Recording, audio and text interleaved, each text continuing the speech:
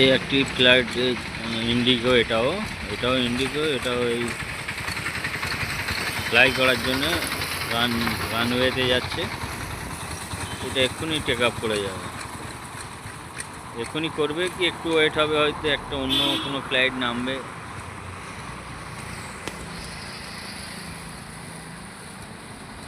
এটা হচ্ছে আমাদের দমদম এয়ারপোর্ট।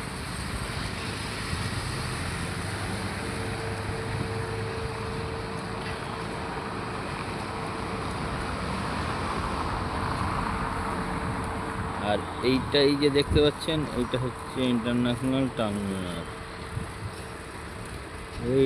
এই যে সব দাঁড়িয়ে আছে ফ্লাইটগুলো, এটা ওয়েট করছে একটা নামবে একটা। এই দেখুন বন্ধুরা, এই একটা ইন্ডিগো নামছে।